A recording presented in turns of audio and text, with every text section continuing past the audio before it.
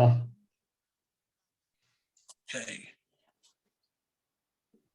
So we'll go ahead and start.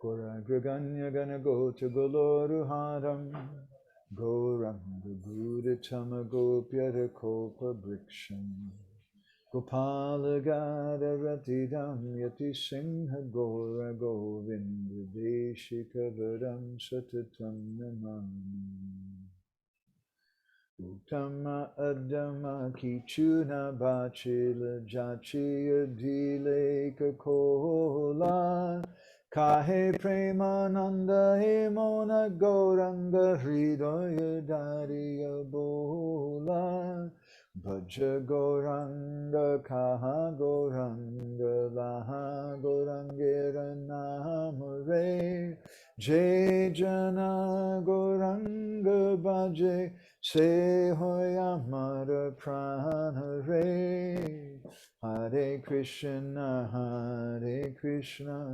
Krishna Krishna Hare Hare Hare Rama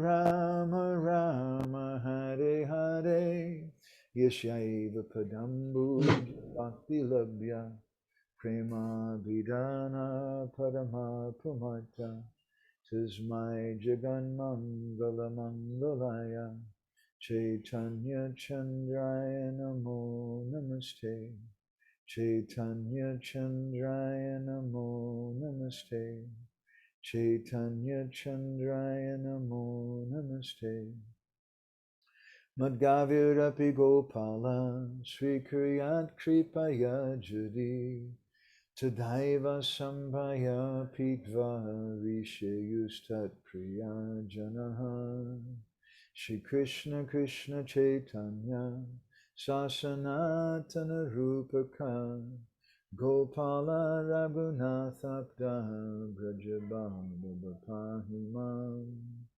Vanchakalpatarubhyascha Kripa Sindhu Bhyevacha Patitanam Pavanebhyo Vaishnavebhyo Namo Namaha Jai Shri Krishna Chaitanya Prabhu Nityananda Shri Advaita Gadadhar Shivasadi Gaura Bhakta Vrinda Hare Krishna Krishna Krishna Hare Hare Hare Rama, Rama Rama, Hare Hare.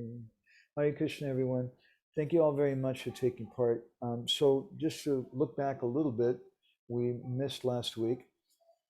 We're going through Embankment of Separation, a book about Chaitanya Mahaprabhu and how to understand his inner feelings. And we went through the first chapter and with a greet of the Lord. And now we've just been going through the second chapter about how Krishna's a beggar of prema and how Krishna took sannyasa and became Sri Chaitanya Mahaprabhu. And I've tried in our discussion to do a few things. I'm conscious that many of the concepts are unusual for general devotees, hearing about how Radharani becomes angry with Krishna, how a devotee can become angry with Krishna. It sounds very unusual. Krishna Kun, maybe you could turn the fan down or turn it off. Just go ahead and turn it off. I think it's making some noise.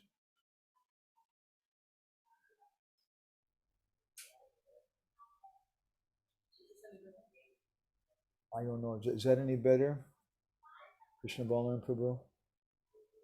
Is that any better now? It does feel a bit better, Prabhu. Okay, I think it was just the fan that was on. I don't have my fancy system here. We usually have in Puri. We're just traveling something. I got this little mic on and that. So I wanted to express a few things to reassure the devotees that this is not something that's so strange, it's so unusual. Man is spoken about, and as we read, Srila Prabhupada speaks about how sometimes Radharani becomes angry with Krishna and she refuses to allow him entry into the kunj, and Krishna gets great pleasure from that. And we spoke also something about sannyas and the inner meaning of sannyas and how to understand the sannyas of Krishna. And is this something, is this some strange thing which my Guru Maharaj spoke, or is it something which is repeated and expressed in by other different Gaudiya Vaishnavas? And we sang a song from Govinda Das, very famous associate of Mahaprabhu and great kirtan, great Pujavali poet, wrote so many wonderful songs about Gauranga Mahaprabhu and about Radha Krishna. And I wanted today to take her on another journey. One thing is, I can encourage all of you to read our magazine on Mahaprabhu's sannyas. In that magazine, I don't know if we've got a copy right handy, Kun. We have it maybe inside my bag there, yeah. Give me the bag, just hand it to me, I'll find it easier.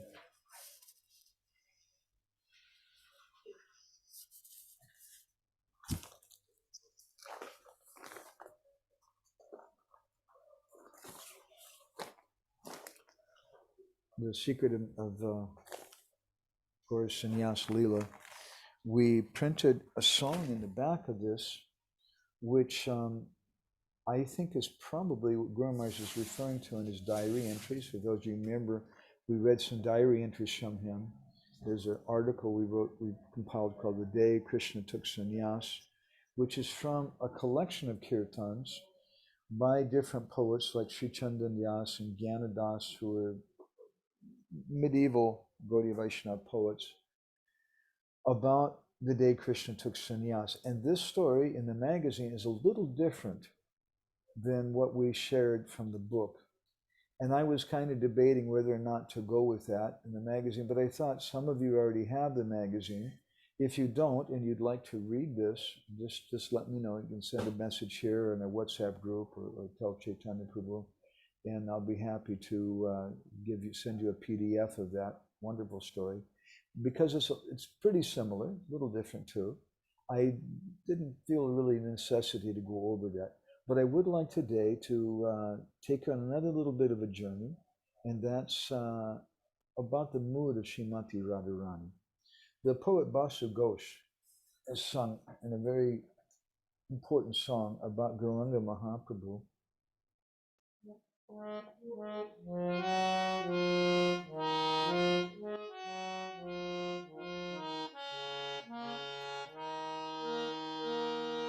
Jani Gora na hoito, tabe ki hoito, kemoni dari tambe.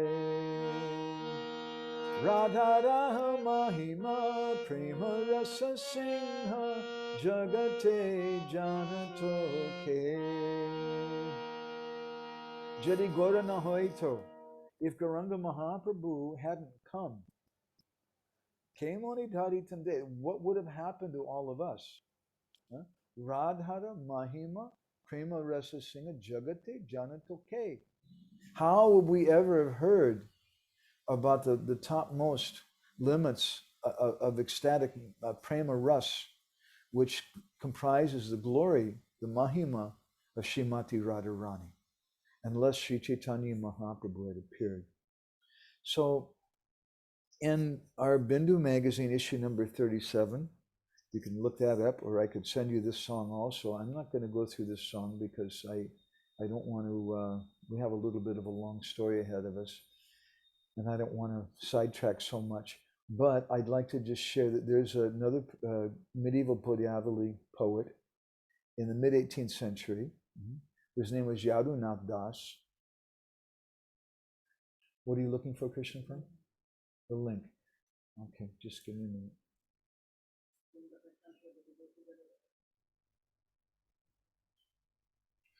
Just a minute.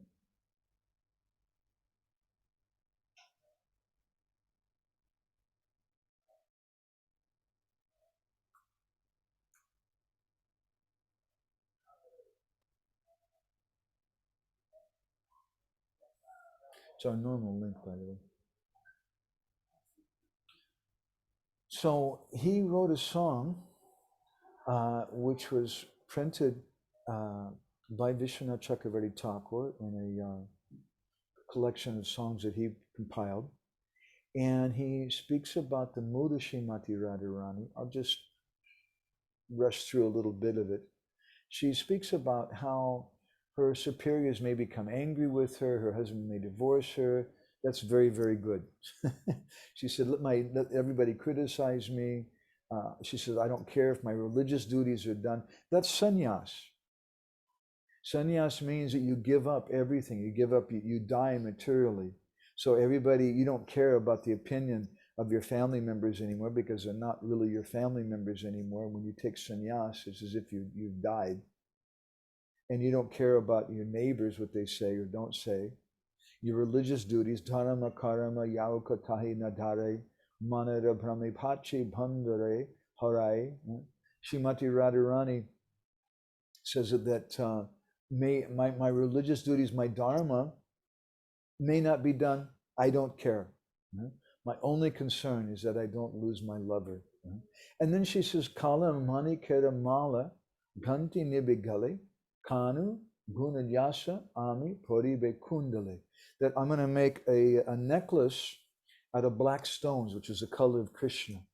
And very boldly, I'm going to hang it around my neck. In other words, this is her sannyas. I'm giving up all society, all my friends and family, and I'm boldly declaring by putting this black color around my neck, my attachment to Krishna. And Kanu Guna Yasha Ami Paribe Kundale. I'm going to wear kundals, earrings of the wonderful qualities and fame of Krishna. And then Kanu Anuraga Randabasana Pari. I'm going to wear a saffron garment, which is what is the color of that saffron? That's the color, she says, of my love for Krishna. Deshi Deshi Baramibi Yogini Hoya. I'm going to become a mendicant yogi and wander around from place to place. So this is the mood of Srimati Radharani.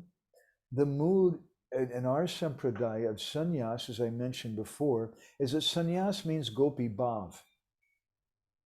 Our sannyasis are not the same as a Varnashram Dharma sannyasis.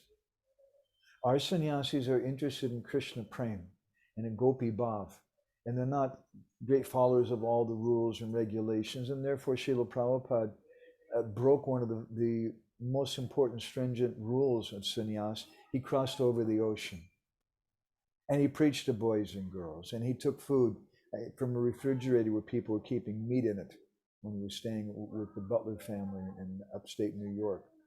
And he did so many things. He went to a rock concert with the Grateful Dead and Janis Joplin and all these crazy people. Prabhupada did so many things to please Krishna. That's the mood of our sannyasa. It's the mood of Srimati Radharani. And therefore, in our first section, we spoke something from Chaitanya Mangal about sannyas. Now just look back at that for a moment. Lochandas Thakur, in the beginning of Chaitanya Mangal, when he's speaking about the contents of this book, what he's going to be talking about, he says, Oneka Rahasya Katha. I'm going to speak many, many confidential things, such as Vairagya Adbhuta Prabhu Ute Jinamati, such as the astonishing Vairagya, the astonishing sannyas of Sri Chaitanya Mahaprabhu.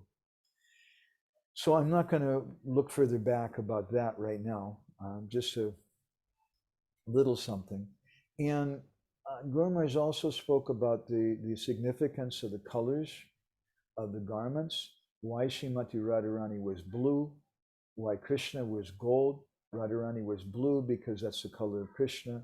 Krishna was gold because Tapta Kanchana Gaurangi, that's the color of Srimati Radharani. And Sri Chaitanya Mahaprabhu wears saffron color because when Srimati Radharani is feeling separation, Krishna, Chaitanya Mahaprabhu told Lokanath Goswami, Amara vichede pore arunubhasana apanaki nija dasi mani sarvakshana. This is from the book Prema Vilas. He said that when she's feeling separation from me, Radharani would wear a saffron-colored cloth. And apanaki nija dasi mani sarvakshana. She'd always think of herself as my maid servant. So this is Sri Chaitanya Mahaprabhu.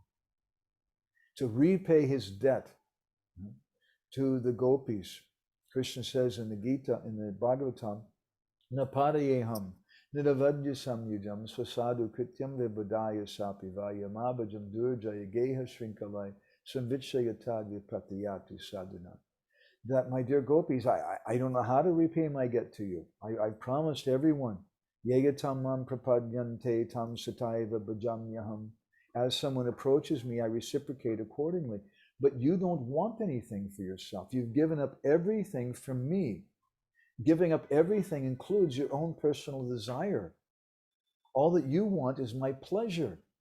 That's sannyas in Gaudiya Vaishnavism. We only want the pleasure of Guru and Krishna, Guru, Gauranga, and Krishna. So he says, Yapratiyatu sadhana, let your own behavior be your glory. That's Gauranga Mahaprabhu. Let your own behavior, the behavior of the gopis, be your glory. So Mahaprabhu Krishna took on the behavior of the gopis. He became a sannyasi, and that is the glory of the gopis. So he told many things to Lokanath Goswami. We printed this in our magazine about Mahaprabhu's sannyas. I'm not going to go through that again because, again, that's something which is available for many of you. If somebody wants that, you can send me a message, and I'll be happy again to send that to you. I'd like to go to some place which you're not so familiar with. And that's the Vaidagdha Vilas of Manohar Das. In chapter 6 of that book, speaks about Krishnasya Mano Lila, the pastime of Krishna's pouting. In the Vaidagdha Vilas, in the 6th chapter, he speaks about Manohar Das, who's a devotee, said he'd be a disciple of Vishwanath Chakrabarti Thakur. He says, Mile amila dharamrita nadi bahe lila rashamoya tanu shada shantara he. That there's a dharamrita, a river of nectar in Vrindavan, this nadi, and it's a river of mila amila, union and separation. And that river is made out of lila rashamoya tanu. It's made out of the pastimes of rasa. So does Santara Hey, all the swimmers there who are swimming in that river, they're very ecstatic. So our Guru Maharaj spoke about this. This is the title of the book, The Embankment of Separation, how there's a prema dhara, or a river of love in Braj. And just as a river has two embankments, so also this river of love has the embankment of union and the embankment of separation. And Guru Maharaj commented, if there's no separation, then love will die an untimely death. So this book is about the river of separation, the embankment of separation. And it's something we don't hear about a lot. It's a little more confidential. Again, please understand, we're speaking this thing, we're not trying to everyone to encourage all the men to start wearing saris or do some strange thing or anything. These are just topics we should hear about and know something about. As Srila Bhaktisiddhanta Saraswati Thakur once said at Radhakund, he said, our purpose is not anartha nibritti. If you only strive for anartha nibritti, you may become an impersonalist. Our purpose is artha prabritti. So we should hear something about these pastimes. And it doesn't mean that we try to practice them, we practice meditation on them. This is something Srila Prabhupada was unhappy with. When devotees prematurely tried to change their sadhana and adopt something which is very high and very difficult for them. But we should just know, as Srila Bhaktisiddhanta told them at Radhakund, he said, you should just know such things exist. So that's our purpose today, okay? So I'd like today to go to Vrindavan and share with you a very wonderful passion. One day, Radharani wanted to meet with Krishna, so she sent Chandramukhi Sakhi to meet with Krishna. Krishna agreed to meet, and Krishna sent his mala back to Radharani. So preparations were made in both camps for the rendezvous. And then, just as Radharani was getting ready to leave that evening, Abhimanyu, her so-called husband, happens to return along with one of his friends, maybe Govardhan, the so-called husband of Chandravali. So then Jatila, she calls for Radharani. She says, hey, your husband just came. He has his friend here. You have to cook for them. So Radharani is feeling great anxiety. So meanwhile, Krishna, he's arrived at the place we're supposed to meet at that kunj, and there's no one there. So Krishna decided that I'll start decorating the kunj. Radharani always comes and she decorates the kunj with her sakis. So Krishna started decorating. Krishna is so expert in making garlands, and he's making a whole kunj, a whole cottage out of flowers, with walls made out of flowers, and with a spire on top of the building out of flowers, and a bell out of flowers, and a bed of flowers, and pictures on the wall made out of different flowers, and furniture made out of flowers, and just amazing, amazing flower decorations everywhere. And every time he hears a slight sound from the forest, Krishna jumps up. He thinks, oh, Radharani, she's here. And he goes, oh, she's not here. Finally, Krishna becomes disturbed. Maybe I went to the wrong kunj. I don't know. So Krishna left, and he went searching for Srimati Radharani. Meanwhile, Radharani is cooking and cooking, and she's feeling very disturbed. So she tells one of her sakis, you go and find Krishna and tell him that I'm coming. And so then that saki went searching for Krishna. And meanwhile, Krishna, he was becoming very, very disturbed. And he expressed the following words. Jadi sampalima ami deha mana pran. Jahare jovana dia kore gora chan. Jada lagi griha karma dharma te agila. Jada preme suke habe sharana laila. Mora prana hoite ki tada priya kritya hoy. Griha kari bule moke nahi gigasai. He said that personality, Dehamana Pran, Ami Dehamana Pran, that I've given my whole body to, was more important than my own life. I would do anything for her. That personality, Kori Gocharana, that's the reason I go out to graze the cows. Why does Krishna go out to herd the cows? Don't think it's because he wants to spend time with Sridham and Subal and Madhu Mangal. The reason he goes out to herd the cows, he's hoping he may see Radharani. He's hoping that he can somehow meet with Srimati Radharani. Yeah? Krishna's meeting with Radharani is behind all the pastimes in Braj. So Krishna's saying this thing, that personality, Jadalagi Griha Karma Dharma Tyagila, that personality that I gave up all my family duties for, that personality, Jada Prema Sukhi Habi Sharna Lay, that whose love I need to be happy, she's forgetting me. And she's doing some family activities. Krishna says, Sepuriti Kalanaga Amare Damsila Bishe Chatapati Pran Nahi Nikasila Hare Krishna, Krishna Krishna, Hare Hare, Hare Ram, Ram Ram, Hare Hare. Krishna said, this is my problem. Say, Piriti Kalanaga Amari, I've been bitten by the black snake of love.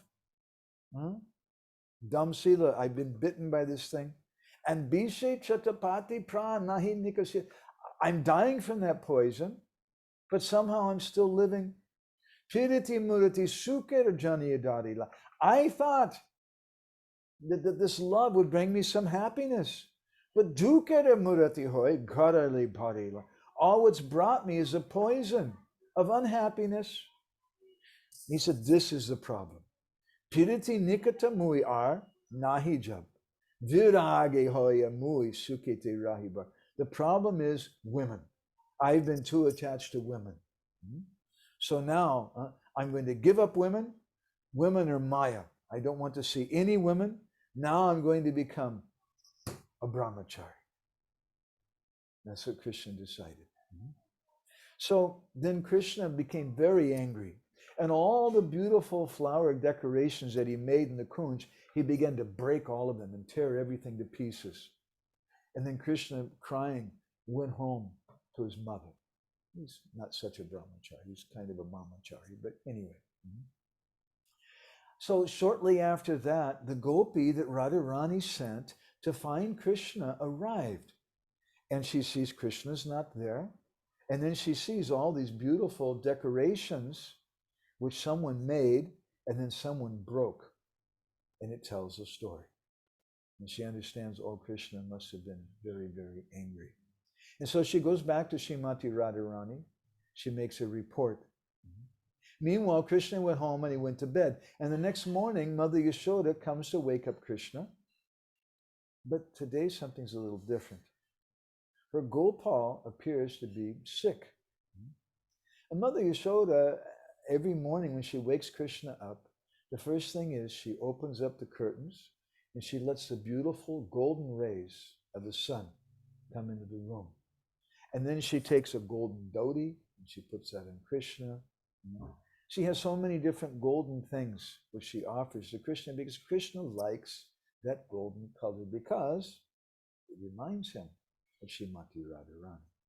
But that morning, when Mother Yashoda came in, she said, hey, Gopal, why is your face so pale? Huh?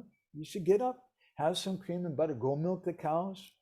And Krishna, then he told his mother, Ma, I don't feel well today.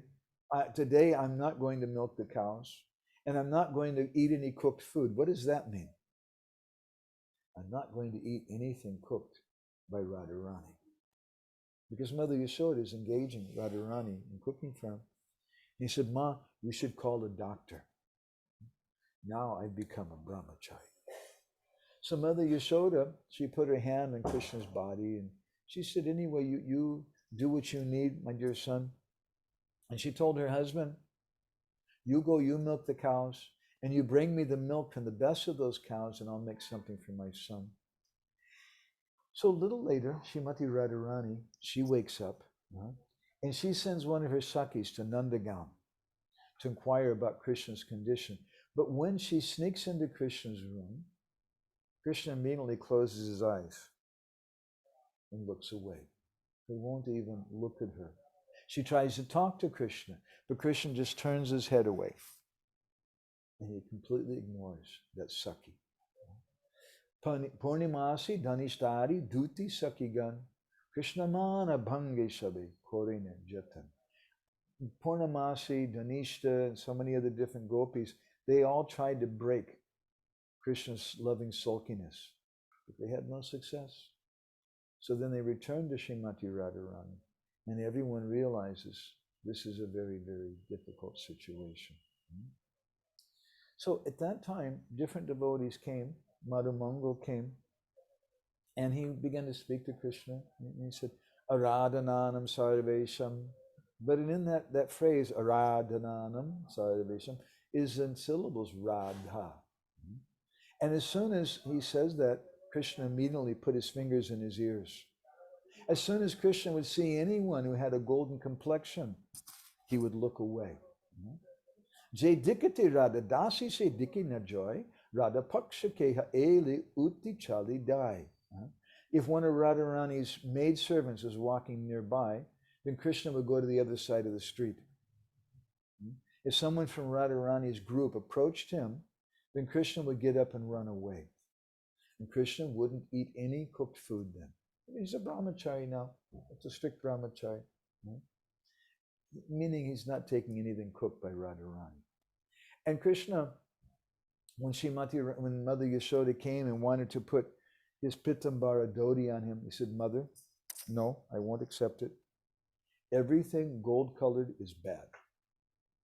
She said, but you have your gold-colored, your golden ornaments. She likes, no, Mother. No golden ornaments, no golden dhoti.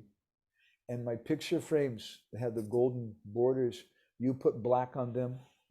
I'm not going to go outside to see the sun. Close the curtains. Because everything golden is bad. And especially golden-colored people. You can't depend on them. That's his Krishna state. So because Krishna wasn't eating any cooked food, he became very weak. He's a brahmachari. Brahmacharis become very weak and skinny because they're not eating opulent food. When Radharani heard that, she became very sad. And everyone in Braj, whether they knew about this or didn't know about this, they all became sad because everyone in Braj, Radha Krishna Prana More, Jugala Kishore, Jivane Marani Gati Nahi More. Narottam Das Thakur, he sings that in life or in death, my everything is just to bring Radha and Krishna together. When Radha and Krishna are together, everyone in Braj, whether they understand directly or indirectly about Radha and Krishna, they all become blissful. And when Radha and Krishna are not together, then they all become naturally very sad. So Radharani in Javat, she begins to lament. And she appealed to her Sakhis, please help me. What can I do? What kind of solution can I come up with? And so Lalita suggested that Radha, the only thing we could do, we should dress you up as a Bhikshuka Brahman. Means a sannyasi, a Brahman beggar. And you should go and beg from Krishna, his man. So Lalita took Radharani to a lonely place, and she changed her blue sari to a saffron lungi. She put a Harinam chadar on Radharani. She tied her hair in a top knot, like sometimes the sannyasis have. She put some tulsi beads around her neck, tilak on her forehead. She gave her a kamandalu, a water pot, and covered her breast with a very strong cloth, and put a japa mala in her hand. So then Radharani set out for Nandagaon. And as she's going, she was chanting the mantra, Om Namo Narayanaya, Om Namo Narayanaya. This is Radharani's sannyas. Now she's given up everything. And she's just become a beggar for Krishna. Just completely meditating on Krishna. As Radharani was walking from Javat to Nandagaon, dressed up like this, whoever saw her became astonished. I've never seen such an effulgent sannyasi Brahmin like this before. And people were coming to her and often falling down on the ground, wanting to touch her feet, his feet.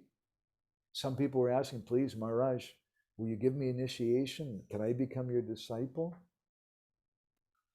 And the sadhu was very mysterious and didn't want to speak with anyone. And she just kept walking. And so finally, Srimati Radharani entered Nandagaon. And when she approached Nanda Maharaj's palace, she knocked on the door. Mother Yashoda came to the door, and Radharani, as a sannyasi, dressed up as a man, held out her cloth, his cloth, and said, Bo Mata, Bhagavati Bhiksham Dehi, please give me some alms, dear mother. And Mother Yashoda, when she saw that sannyasi, she said, oh my, he's such a beautiful sannyasi. Let me give you something. But that sannyasi said, no, I'm sorry, I'm very strict. I don't take any alms from women. I only accept things from brahmacharis. And Mother Yashoda said, oh, my Gopal, he's become a brahmachari now. Very good. So then she called for Krishna and she said, hey, Gopal, this amazing sannyasis come. I know that you're sick, but by the blessings of the sadhu, you'll be okay. You should go and give some charity to the sannyasi. And Krishna didn't want to go. Mother Yashoda said, you must go. This sannyasi is so effulgent. It will be very inauspicious for our family if you don't. So Krishna finally agreed. And then we went, and he saw the sannyasi. He didn't recognize who it was. But Krishna immediately became attracted. Oh, such a wonderful, nice sannyasi. So attractive. My dear sannyasi, what do you want? And that sannyasi said, but first of all, I'll ask you, but before I ask you, you have to promise me that whatever I request from you, you should give me. And Krishna said, if I can't give it for you, my dear effulgent sannyasi, I'll go to hell to collect it there. What do you want? And then Radharani, as a sannyasi, she said, actually, I'm the daughter of Maharaj Vrishabhadana. And all that I want is your loving sulkiness, your loving anger. And then Krishna began to cry. And then Krishna turned to his mother, called for his mother, and he said, Mom, this sannyasi's here. It's becoming late at night. The sannyasi has no place to stay. I'm a brahmachari. So the sannyasi should come and stay with me tonight. Mother Yashoda said, yes, very good. Nice sannyasi. And so in this way, Radha and Krishna enjoyed the night together. And then the next morning, Radharani put on a disguise again and she returned home. So Manohar Das, singing this, says that this is the mood of the Sakhi Manjaris.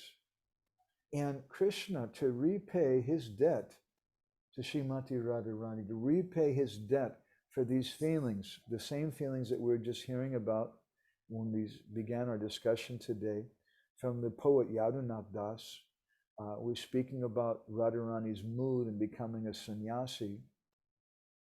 To reciprocate with those feelings, how do you repay a debt like that? You have to experience the same thing. So Krishna had to become a sannyasi, and he had to experience what Srimati Radharani experienced. He had to give up everything. So this is Jadi Gora na hoite tabi ki hoito kemoni dari tunde, as the poet Basu Ghosh has written, we discussed in the beginning, that unless Mahaprabhu had come, what would have happened to us?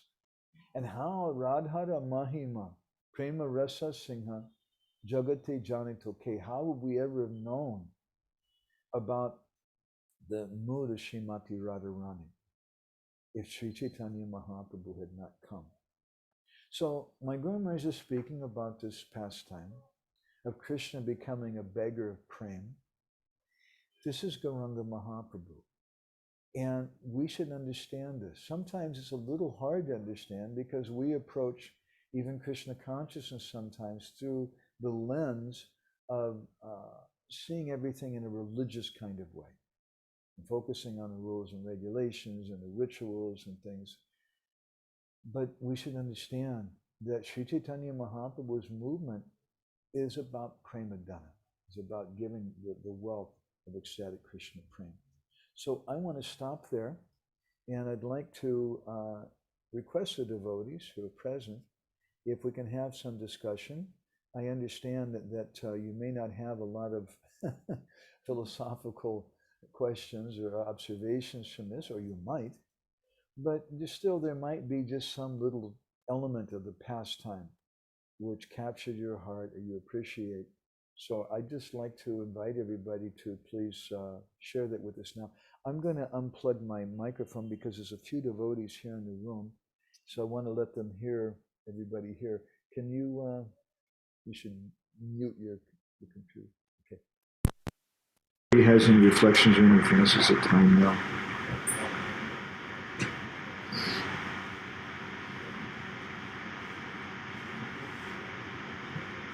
Mukunda Datta Prabhu?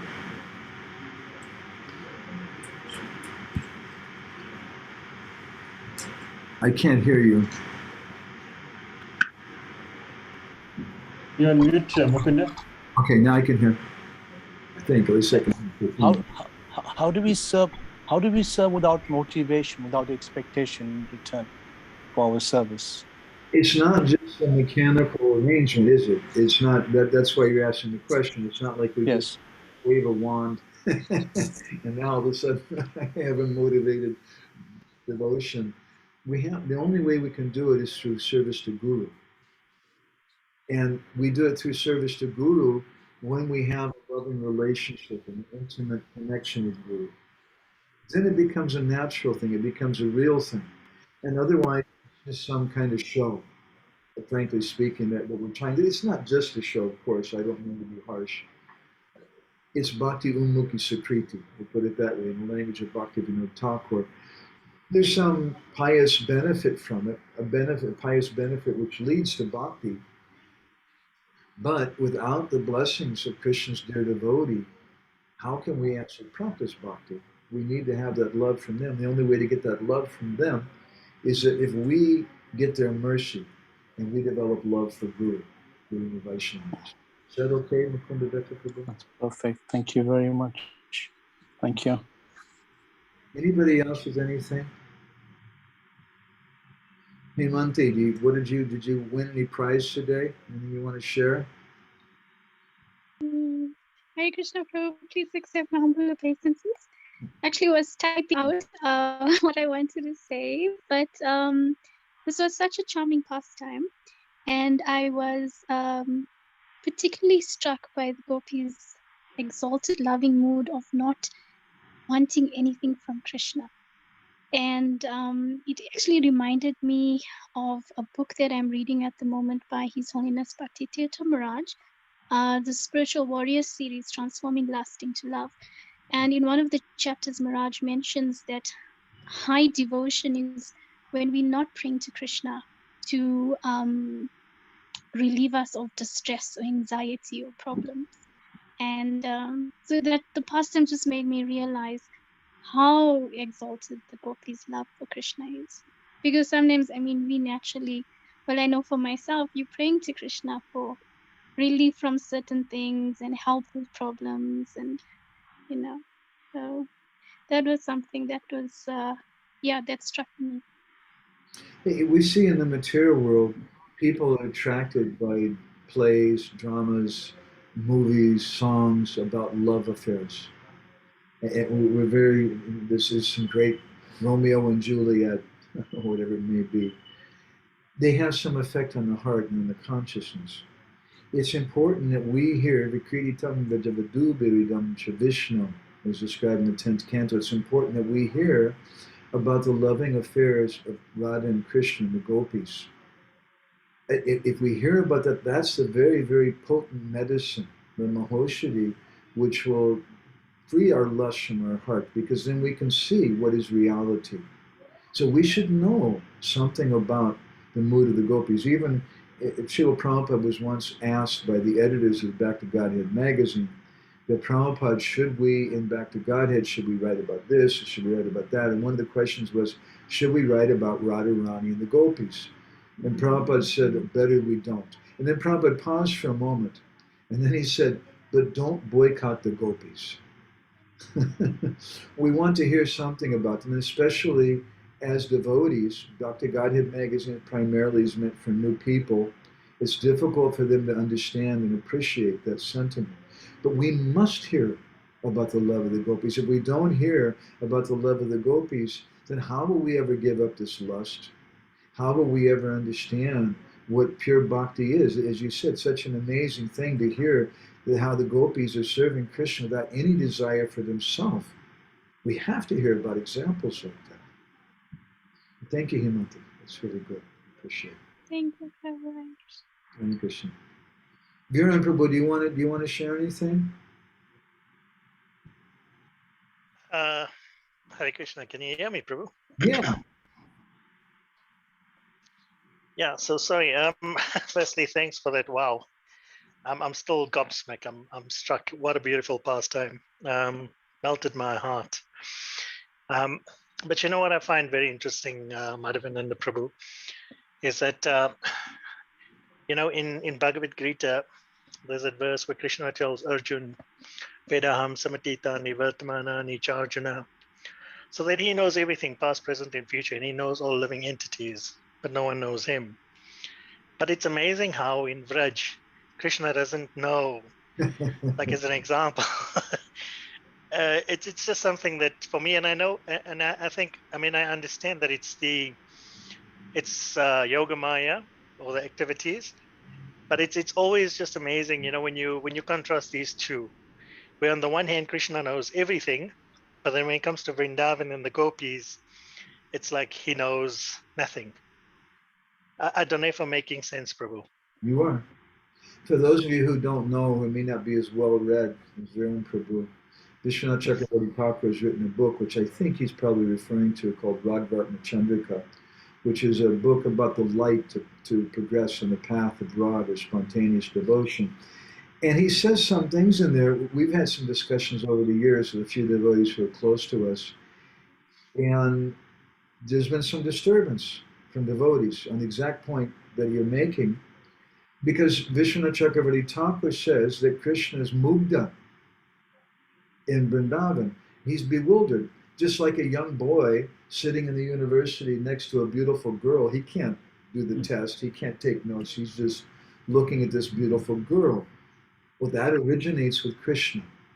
Krishna's so charmed by the love and the beauty of Srimati Radharani, he can't think of anything else. And Vishwanath then says something very, very startling, because we know that Krishna is Sarvagya. He knows everything. But Vishwanath goes on to explain that Krishna can't hear the prayers of the devotees even. But that's a very, very disturbing thing, because that's our life. We're doing our Nam Bhajan because we want to cry and pray to Krishna. But it's not, as we sometimes give a little bit of a little sarcastic expression, it's not that Krishna's dancing with the gopis in Ras Leela and all of a sudden he stops and Radharani says, what is it? And Krishna says, oh, Madhavananda is chanting his japa. My japa is not like that. So, and then Vishwanath goes on to explain, he says, you may say that it's okay, the antaryami in the heart hears your prayers. But if you tell the devotees, the followers of Gauranga Mahaprabhu who are aspiring for Vrindavan, that they'll become even more disturbed. They won't be satisfied. They won't be, I don't want the Antayami, I want Krishna and Vrindavan. So then what is a reconciliation? Krishna does hear our prayers. Krishna hears our prayers in a much more intense and personal way than we ever could imagine. And how is that? As we were discussing earlier today, Krishna has a form known as Krishna Kripa Srimurti, his form of mercy, and that's the form of Sri Guru. So Krishna's hearing, Gurudev is coming, he's Krishna's representative, he's Sakshat Dritvinastamastu Shastra, Charyamam Vijanayam. He's a manifestation directly of Krishna, and he's speaking to Krishna, and he hears our bhajan, because Tabe Krishna, what is it?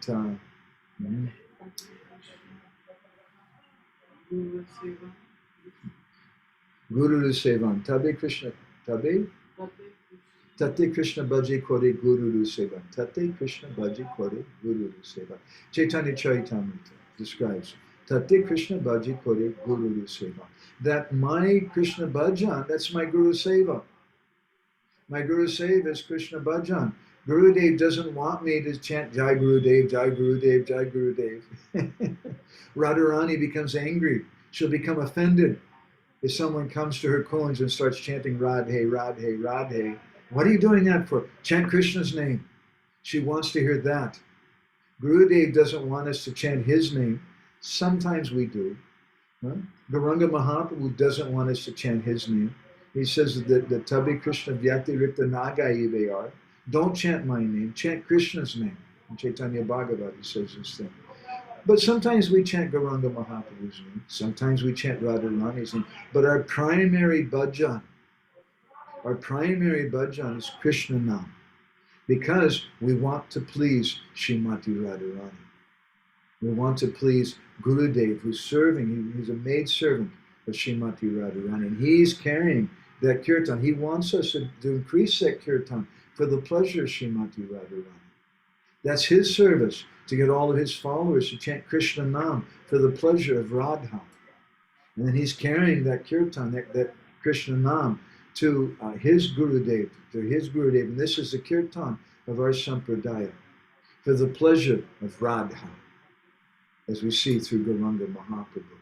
So this reconciles Vishwanath Chakravarti Thakur's statement, and I hope it answers your question, that Krishna, he's mugdha, but at the same time he's sarvagya. But how can he be sarvagya? How is it that my japa is so important? Krishna's going to stop being with Radharani for 10 minutes or an hour to pay attention to my japa. How can that be? But he's present there in this form of Sri Gurudev in a way which is far, far more personal and intimate than we ever could have imagined. It's not just some imaginary thing or something, maybe Krishna's in the ether somewhere and he hears this somehow. Krishna, it's a very solid, personal thing. Is that okay, Viren Prabhu? Yeah. Yeah. And sorry, Prabhu, just one other question. Sure.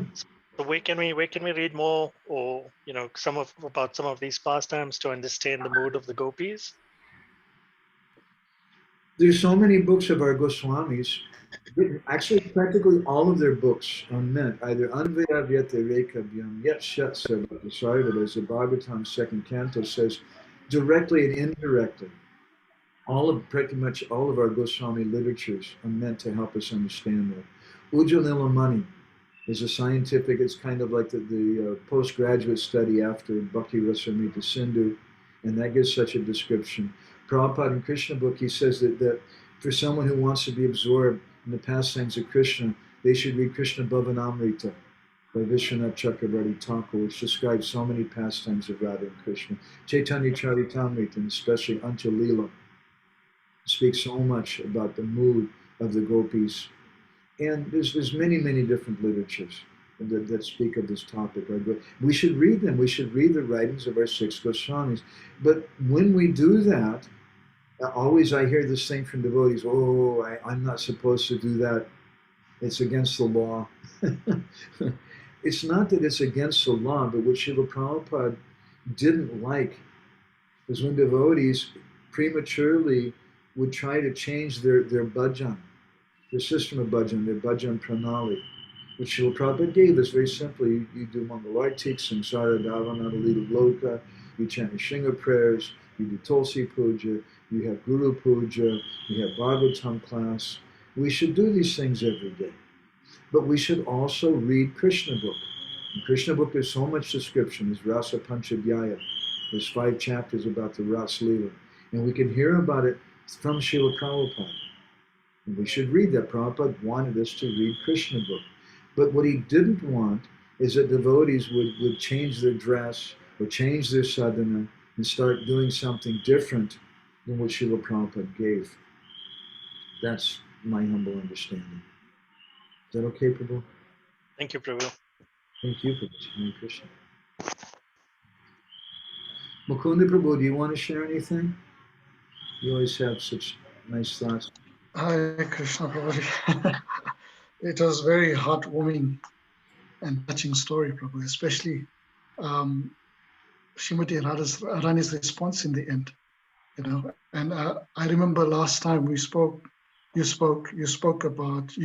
the phrase Prema Bhikari, where Lord Krishna came as Chaitanya Mahaprabhu to relish this sort of Prema Bhikari, this begging for this Prema, And while he was speaking today, I was thinking of a verse from Nityananda Charitamrita, one of the very first verses, And there were 2 important words that came out of that verse. One was Bhiksha and the other was Shiksha.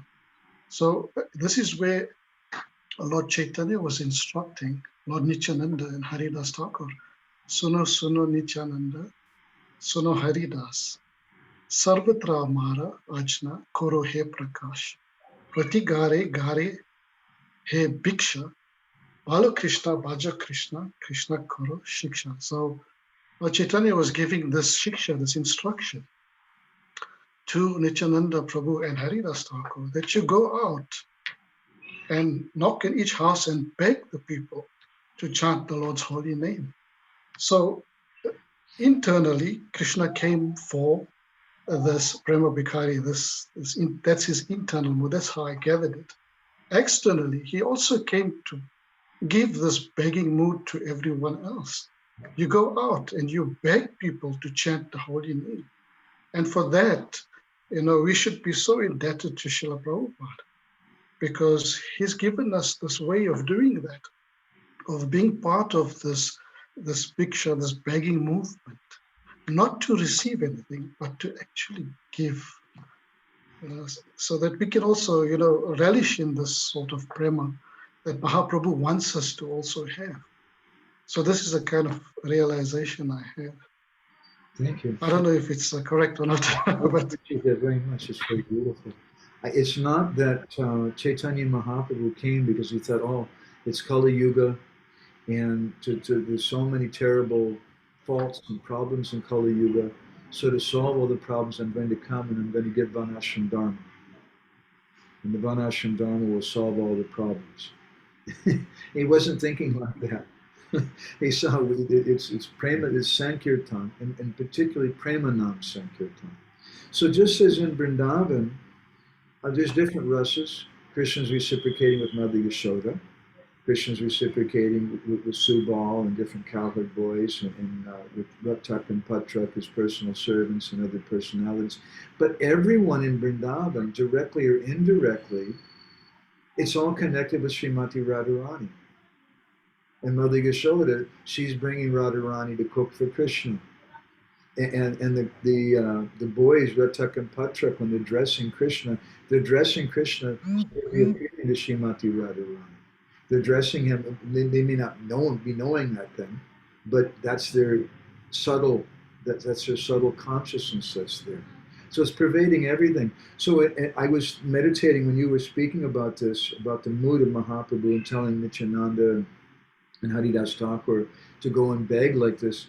This begging is just like we're hearing about Srimati Radharani begging, or the begging of Krishnas, of Prema Bhikkhari. It's not Vanashram Dharma. It's not that Mahaprabhu came to teach us how to be a proper Vanashram sannyasi. And the proof is we have no clue about that whatsoever. If you read a Mano Samhita and other Dharma Shastras about what it means to be a sannyasi, you just faint. It's just not possible at all. But we have a very, very different mood. That's the mood of Sri Chaitanya Mahaprabhu. And that's the mood Nikunja Yuna Reti Keli Siddhya. Once Rameshwar Prabhu, Prabhupada's disciple, asked Prabhupada in Hawaii, what is the meaning of that verse? How do we meditate on Guru as being Nikunja Yuna Reti Keli Siddhya, bringing Radha and Krishna together in the mood of the gopis? And Prabhupada said, this is book distribution. We're trying to bring everyone to Radha and Krishna. As I mentioned before, this is the kirtan of our sampradaya. We may not be so conscious of it, just like some of the residents in Vrindavan are not so conscious about Radha and Krishna's activities, but that mood of Radha and Krishna meeting is underlying everything in Vrindavan. And so similarly in our movement, the same thing is underlying everything. But better if we can become conscious of it, then we can aspire for that mood that Mahaprabhu came to give. Narpita chirim chirat karuna avatirna kolo samarpaitam ujjvala rasam swabhakti shriyam, which is swabhakti shriyam, which is what Guru Maharaj is speaking about in the end of the second chapter.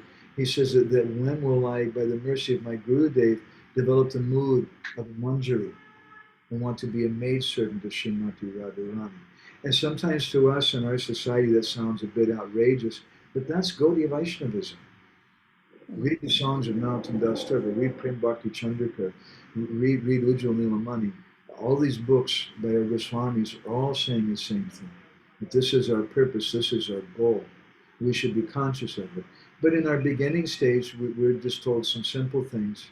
You're not the body, be vegetarian, offer your food to Krishna, and simple things like that. But as we become a little more purified, we should learn some. We should just hear and know these things exist. Is that okay, Mukunda Prabhu? It's wonderful, Prabhu. Thank you so much. Hare Krishna. Beautiful. It's funny for me to see all you guys with your woolly hats and everything on. It is cold here, Prabhu. It's been rainy and cold. What's the temperature there? I think it's about 13 degrees when I last checked. 13. Yeah. What's it like here in Mumbai right now? 30 degrees. It's not in Vrindavan, in some places, it's up to 40. Gosh. Hare Krishna. Thank you, Prabhu. Hare Krishna, Prabhu. Krishna Balaram Prabhu, do you want to share anything? No, I just want to say I'm feeling very humbled in the Sangha today, Prabhu. So thank you very much. And thanks to all the devotees that contributed. It was really nice listening to everyone. How about Shyam Mohan? Do you want to share something, Prabhu? Hare Krishna, Prabhu, and all the other Prabhus. I actually joined in a little late, and I apologize for that. I actually haven't got anything to contribute, but it was wonderful listening to the last bit of the Sangha and the contributions.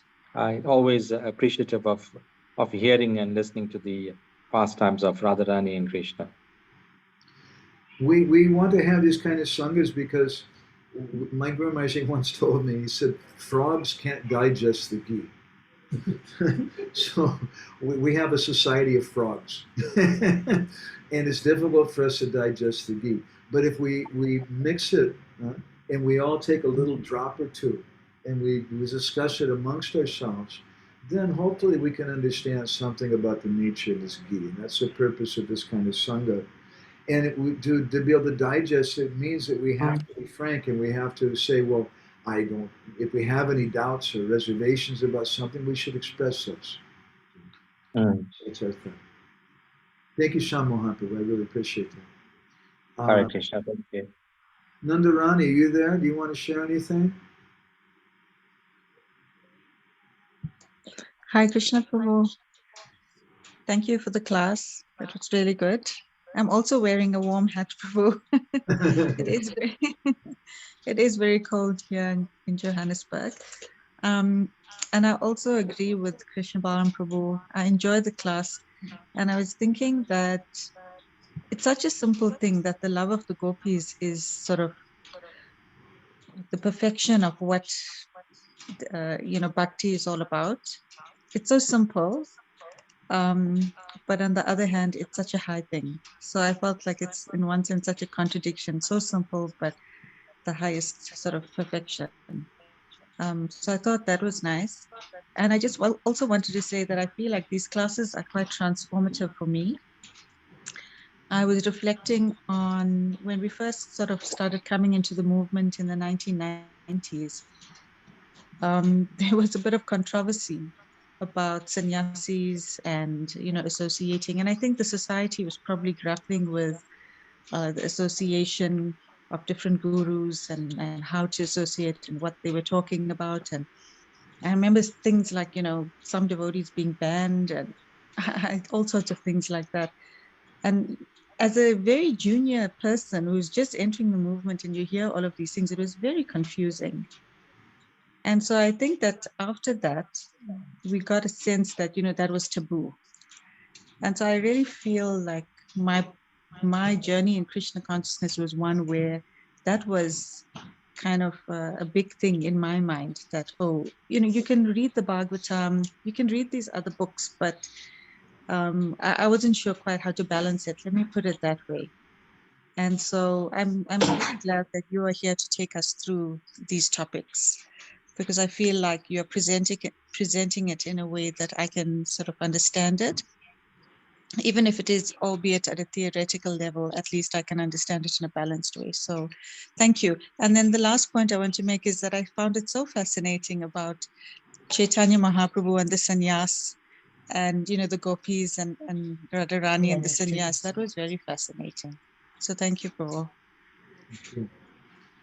We should understand there's a great treasure in the heart of our Guru Janas, in the heart of our Parampara. And that we shouldn't be dull. We shouldn't just be passive and not interested in what that treasure is. We should understand that treasure and we should go. Prabhupada gave us Krishna book for a reason. We should try to understand these topics, but in a proper way. It's not that we change our sadhana and all of a sudden we change our position or something. You still have your 2 boys to take care of. We still have to work. We still have to do our sadhana. We still have to follow 4 principles and all that. But we want to hear something about these things. And that's amazing. As you said, I appreciate that. It's transformative. And we want transformation in our society. And sometimes we try to evoke that in a psychological way or in a social way or even an economic way sometimes with devotees. But it's right there. Our whole movement's about transformation. We just hear Krishna Katha.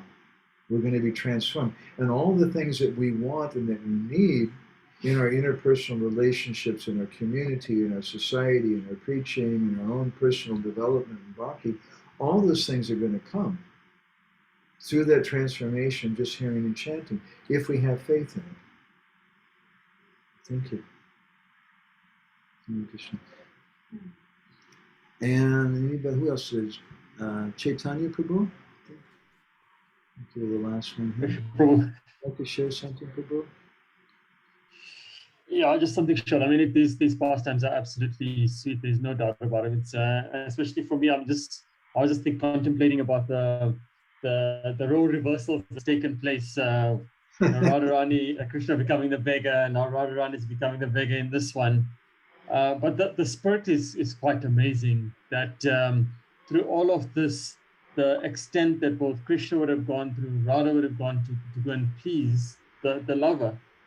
And it's just quite so amazing that way, and also can appreciate it, or at least theoretically as well, the interconnectedness for Lord Chaitanya, what it means for us that here we are sitting. You mentioned here in Kali Yuga, and it's maybe not for just the ordinary Kali Yuga candidates, but in a sense that here we are completely fallen, conditioned souls here, but we've got access to this highest nectar, and somehow the others we come in contact with this. So, and it's undoubtedly very attractive to listen into this. So trying to dive deeper is a challenge when you've got all your conditioning still sitting behind you. Thank you. We see this movement is so vast. And sometimes when we come in contact with this movement, we think, oh, it's Vedic. Prabhupada gave that, it's just like you put a frame on a picture and it helps someone to appreciate the picture more. And the frame is something that we can relate to. It has some borders and we see the limits and like that. So sometimes Prabhupada put a frame on things. This is Vedic. But actually Vedic is a very extremely vague statement. What does it mean? Is it Vedic? Is South Indian culture Vedic? Is Mumbai culture Vedic? Is, what is it? Bollywood dance, is that Vedic? I don't think so.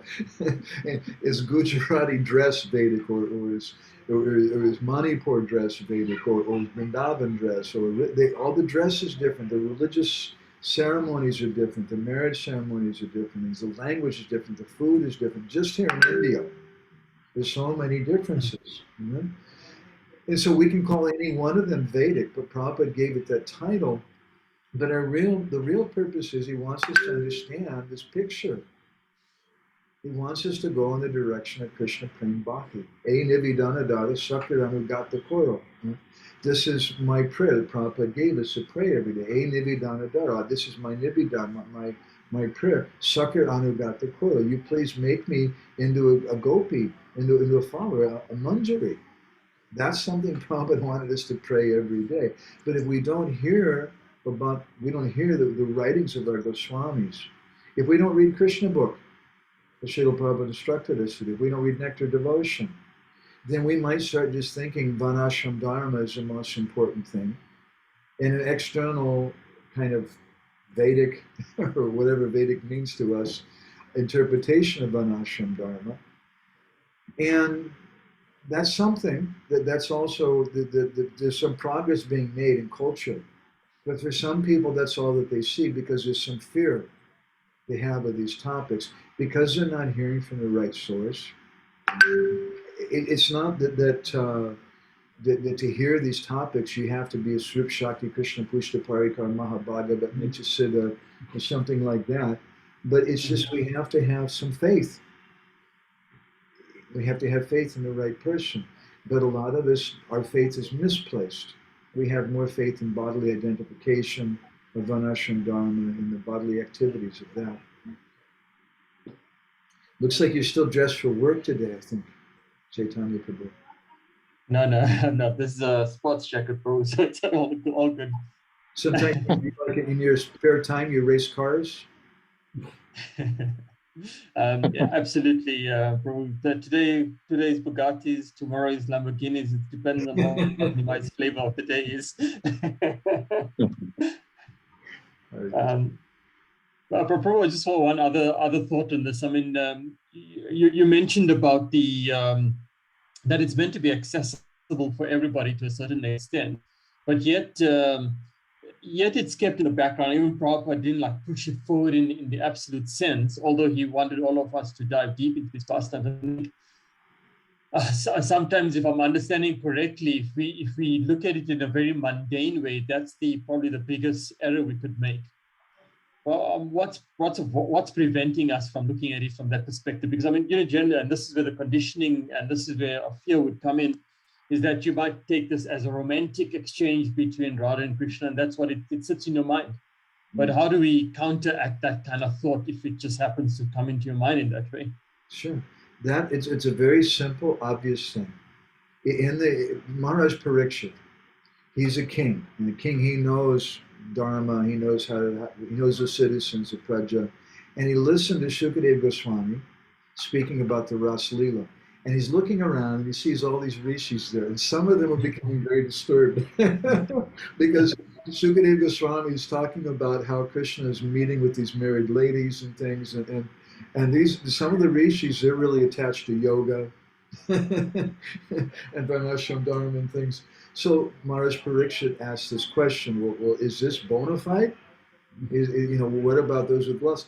And Shukadev Goswami spoke this famous verse, Vikreditam Vajabadu Biridam Chavishnu Sharanvito Mishanayad Akavana Yad Yaha Bhaktin Param Bhagavati Pratilabhya Kamam Hidroganas Apahinotya Charena Diraha, that we have to have faith.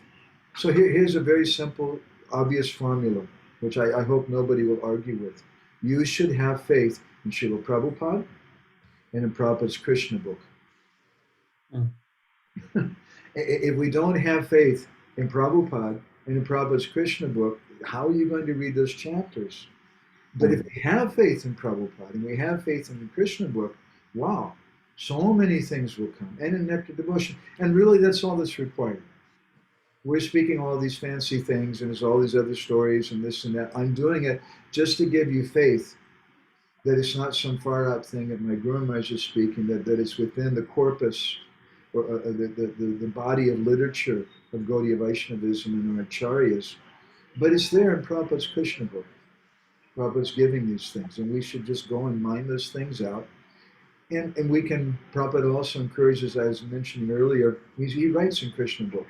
He says, for someone who wants to be absorbed constantly in thought about the pastimes of Krishna and the gopis, they should read Krishna Bhavanamrita, which incidentally, if someone wants to read something like that, first of all, I would recommend they speak to their guru before they do.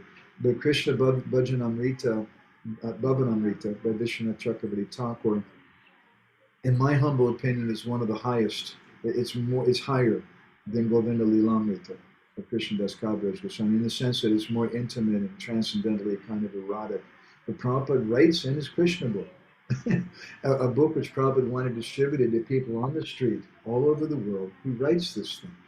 So we should always remember when Srila Prabhupada was concerned about devotees prematurely trying to practice things they weren't ready for, who was he speaking to? What was the situation? And I would suggest that in general, it was an institutional kind of consideration. Because Prabhupada knew, if I say something, if I tell one person, just even one person, it's okay, you can do this. And that one person goes and tells, you know what Prabhupada told me, then all of a sudden it spreads like wildfire everywhere. And devotees, so many devotees want to do things which they may not have adhikar for. So Prabhupada said, it's okay, everything's in my books. They'll get everything, the qualified persons will see these things. So we should read his books and we should have faith in him. That's my humble understanding, what you're saying. But I would definitely approach your Guru Maharaj and speak with him. I know he spoke so much about these topics. It's a very important topic for him. Is that okay, Chaitanya Prabhu? Yeah, absolutely. Thanks a lot, Prabhu, for that. Thank you. Hare Krishna. Anybody else here in the room? We have a couple of bodies here in the room. I don't know if they're warm bodies or they're cold bodies. Cold bodies. You are. Okay, do you want to, maybe I can give you this mic, Krishna Kun, because if you talk over there. I can speak loud. No, but not with this computer mic, you're not going to hear. But if I give you this thing, you're able to, but you won't be able to hear them for a minute. Take that and talk. I just have a simple thing, continuing from this afternoon's katha about Krishna serving the Vaishnavas. it's so sweet to hear about Krishna wanting to serve Srimati Radharani by decorating the kunj and getting everything ready for their meeting with her. I just felt that that was such a sweet little thing that, I mean, Krishna always serves his devotees, but when he serves his Srimati Radharani, it was a very sweet point for me. So I just marked that. And I have a question. You said that when when Lalita dressed Srimati Radharani, basically as a sannyasi, as a Brahmin who is a bhikkhari, then she started to chant Om Namo Narayanaya, and she became completely focused. And I was wondering, how is that? She was already completely focused on Krishna. What is the necessity of Manohar Das Baba emphasizing this point? Maybe some of you know more about the etymological meaning of the name Narayan. It means something with all the living entities, the ocean or something. Remember Krishna? Chaitanya Charitamrita Adilila explains about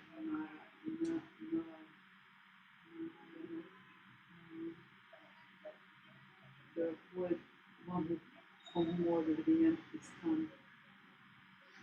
Anyway, the nature of the gopis, the very word gopi comes from the same beach dhatu of gupta, or hidden.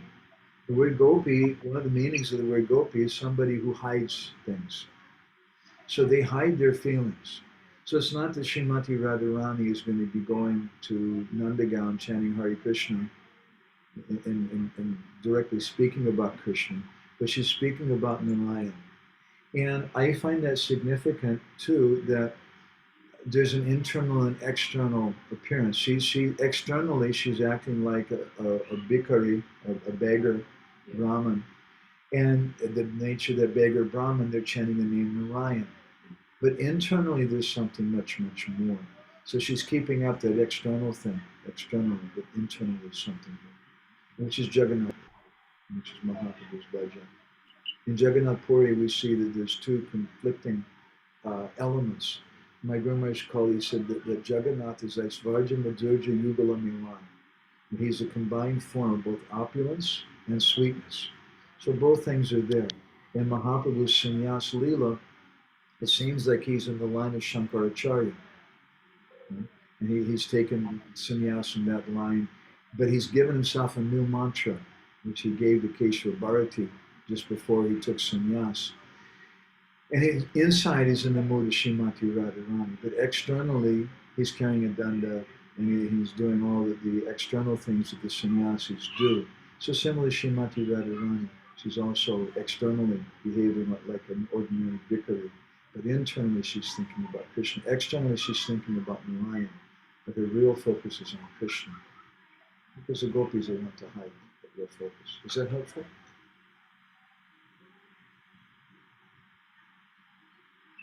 That's the first thing that comes to my mind. And there may be some other deep meanings about Namo Narayanaya. There's no commentary that I know of on this thing. If we got into some etymological meanings of the word Narayan, I think we might be able to have a deeper answer to the question, but I don't have it right now. Okay. Gati, can we hear anything? Let me plug in here and hand you this thing. Today's an auspicious day. Pram Gati Prabhu turned 18 years old.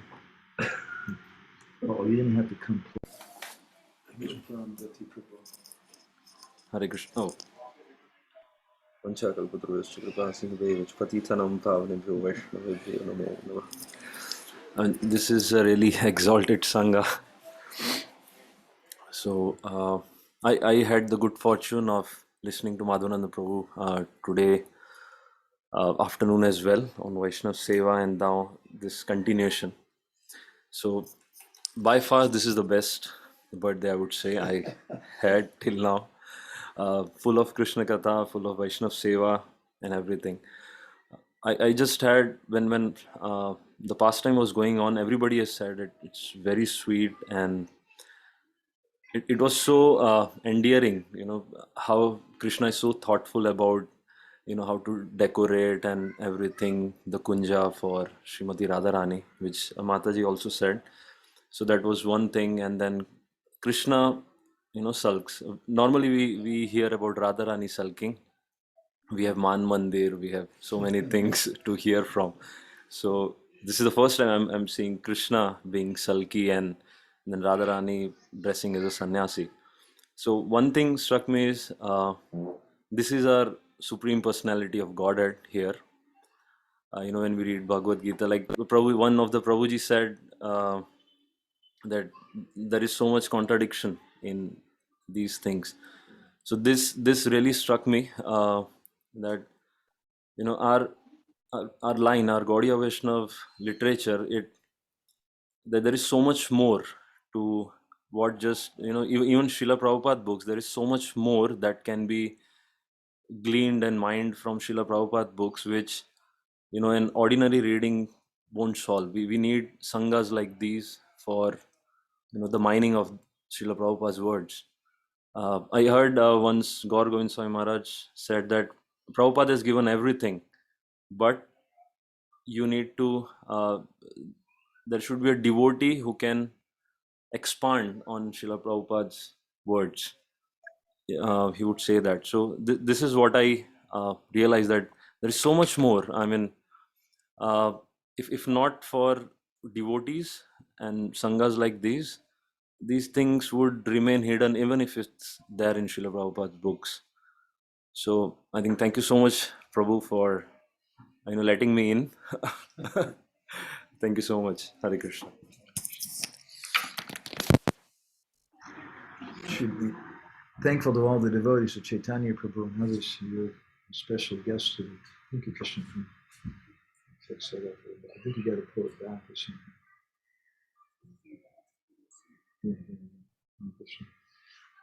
Just a couple of thoughts that we can finish with.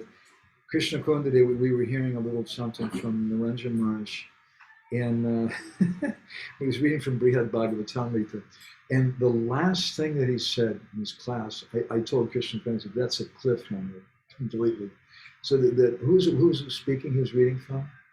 Brihad Bhagavatamrita, who's speaking? Was it Hanuman or Narad Muni or Narad Muni was saying that there's another topic I want to speak to you about, but it's the most confidential topic. And what is the most confidential topic? It's association with devotees, the glories of the Vaishnavas, doing Vaishnava Seva. That's the most confidential topic. That's something we were thinking about today when we began. So how is that the most confidential topic? If you think about some of the things we were just saying over the last hour or so in the story, some of the replies we've given, I think you'll get some idea. It's a very confidential topic, and it's a very, very important thing. And we can see it externally, we can see it internally. Another little comment too, some of the devotees were I think it was Chaitanya Prabhu was mentioning how now it's the opposite. Usually we hear about Radharani being angry. Gatipu was also mentioning that. This is called Viparita Bhav. And sometimes Radha and Krishna, Goswamis have written that sometimes Radharani dresses up like Krishna. And sometimes Krishna dresses up like Radharani, and they meet, and the gopis are confused. They don't know which one's Krishna and which one's Radharani. That's Viparita Bhav. And that Viparita Bhav takes place in Chaitanya Mahaprabhu. Why are they writing all these stories? Why is Manohar Das giving us this story? It's not just some far out esoteric thing, but it's given so that we can understand the mood of Srimati Radharani, so we can understand the mood of Krishna. And this is the purpose of Embankment of Separation in general. Okay, so I want to stop there, unless anybody has any final comments, reflections, protests, anything else. Krishna Kuni has something? Just repeating what you said, it's given so we can understand the mood of people. Yeah. So we can understand the mood of Mahaprabhu. It's a very high thing. But if we're dull-headed, as Guru Maharaj used to say, he said, in this ocean, it's Ratna Garbha, there's very wonderful jewels, but you have to dive deep to get them. And if you just stay on the surface, you only get fish. You just get Vinashambara. That's all that you'll get. You won't get the real nectar. Okay? So we'll go ahead and stop there then. Okay. I guess we'll continue then next week, huh? Chaitanya Prabhu? Is that okay with everybody? I'd Yes. really like my humble request to everybody, not because I want to control everybody or anything like that, but I want to keep the Sangha working in a positive way. If everyone can really try to be here every week, then it'll be strong. Really, the best thing is if we could do something every day. That's not practical, but at least we can try once a week. But if it becomes less than once a week, just like our last session was 2 weeks ago, and it becomes vague in everybody's mind. So in our next session, we're going to read chapter 3, and I'm going to send that out to everybody. Chaitanya, maybe you could remind me if I don't do that in a day or two. And because chapter 3 now in the new Embankment of Separation is a different chapter than what you have. So we're going to go through that. Okay, so thank you all very much. And we'll go ahead and stop here. Srila Prabhupada ki jai. Jai. Go Premanandi Hari Hari. Nande. Hari Hari Bol. Hare Krishna. Vaishnavabhyo Namo Namaha. Hare Krishna. Hare Hare Krishna. Krishna. Hare Krishna.